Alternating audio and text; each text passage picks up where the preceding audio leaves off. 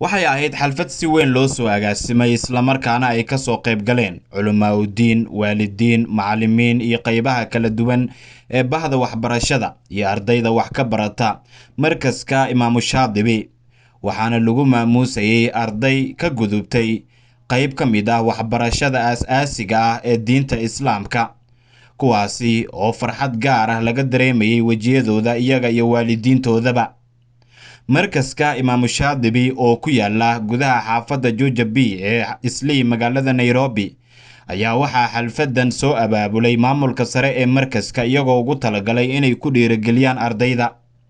ugu horeen ardaydii halkan ku sugnayd waxa ay muujiyeen qaar ka mid ah cilmigii la soo baray sida anaashiida iyo waxyaabaha la midka ah.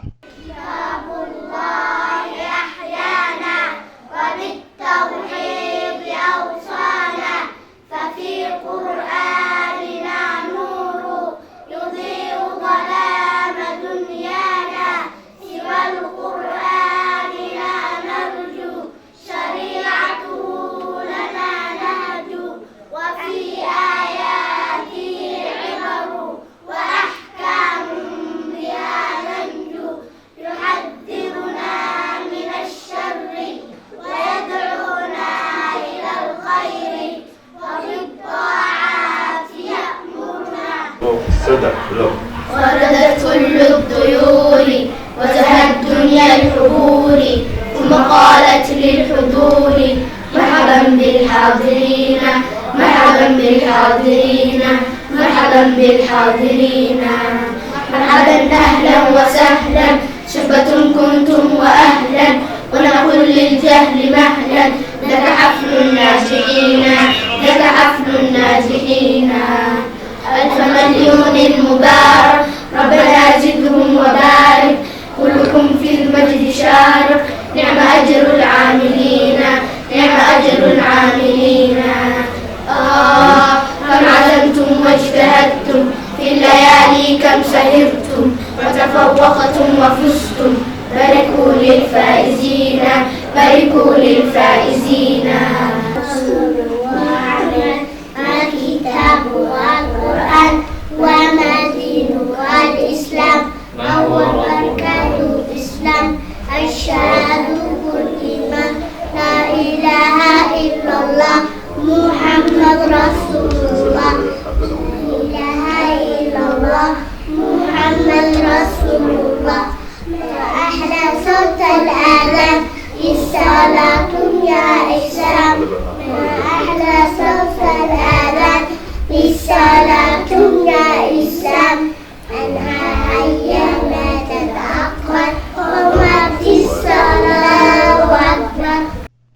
intaas oo kaliya ma aha, balse waxaa sidoo kale ardaydan intooda badan ay si wanaagsan u barteen Qur'aanka Kariimka,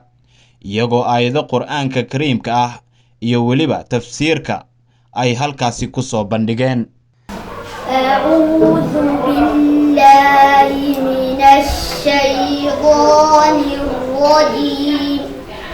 بسم الله الرحمن الرحيم والصافات صفا فالزاجرات زجرا فالتاليات ذكرا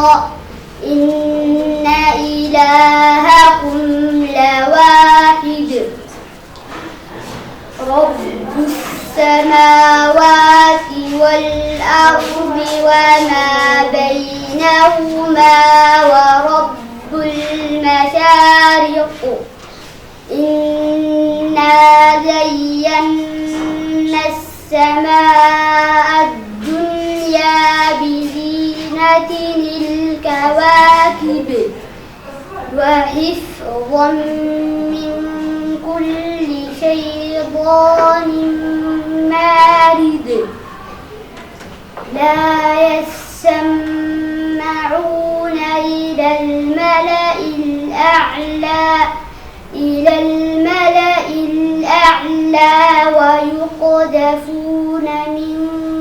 كل جانب. بسم الله الله مجلسان قبله الله سوى الرحمن حريص قتل الله سوى الرحيم دوم النسوة حريصنا عن شيء يتساءلون سويدينا عن النبأ ورك حقين حيث كويدينا وركي العظيم منا الذي وركا صورهم أيضا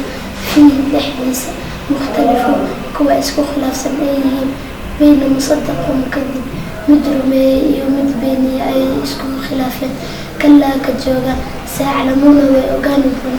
عقبة تكذيبهم بين انتو بعهد تيردم ثم انتسكتب كلا كجوغا سيعلمون ويؤغانبون ألم نجعل ميانا نيل الأرض ميانا كيل نهادا قبل والجبال بورينا ميانا كيل أوتادا للقوي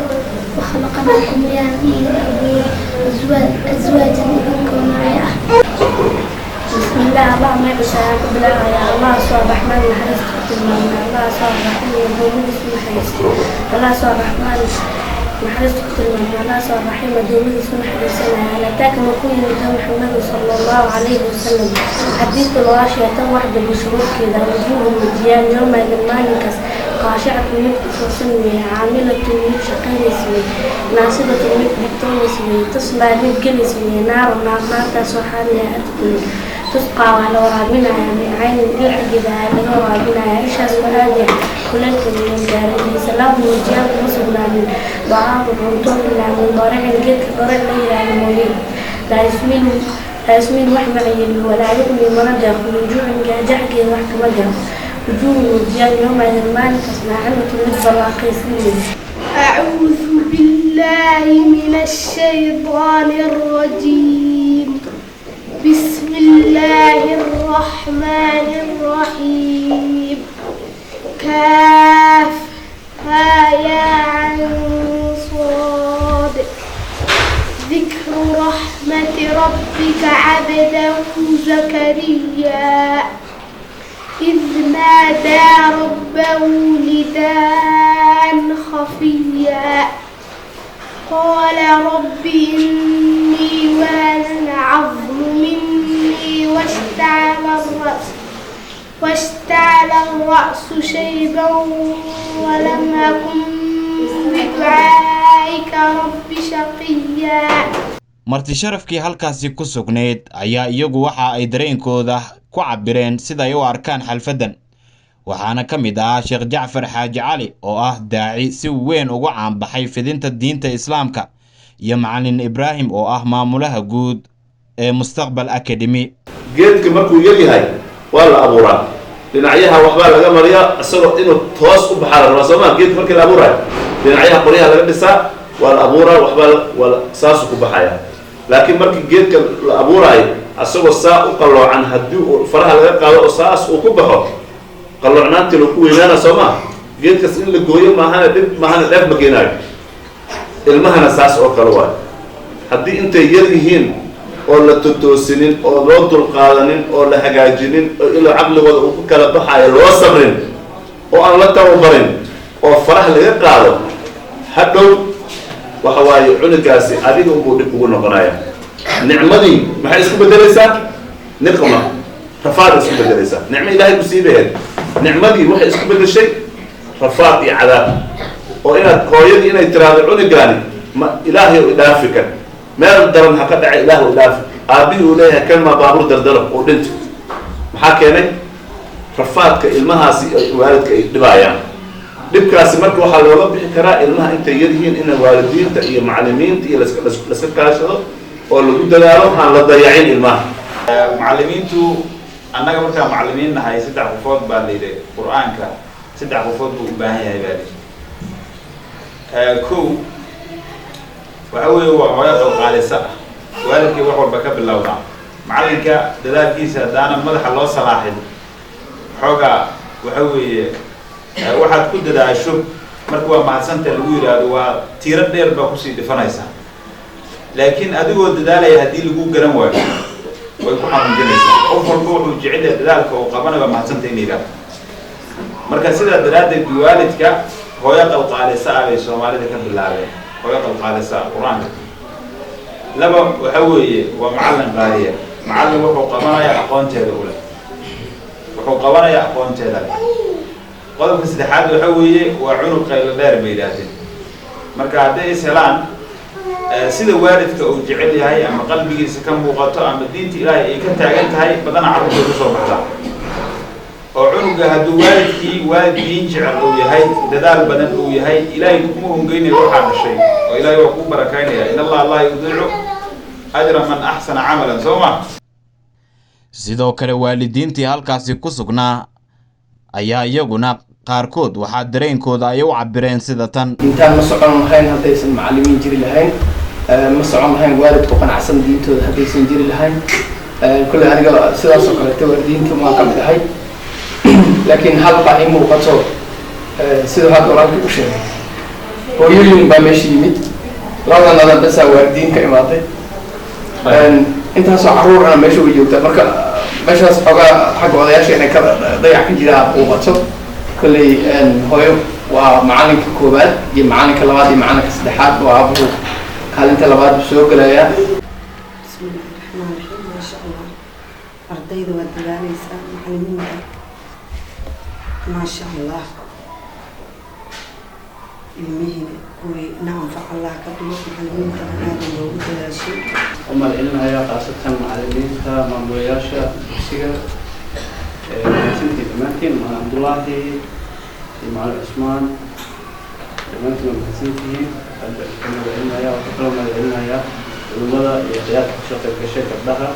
aad baa u mahadsantihiin waxaan halkaan uga mada celinayaa xaaskayga felis cabdi oo aad ugu dadaasha carruurta anuu caska arkugu joog waxaa weeye gabadha xaaska ayaad ku dadaasho ilaahay qaybka ka siiyo ugu dambeyntii macallin cabdulaahi oo ah mudiirka markaska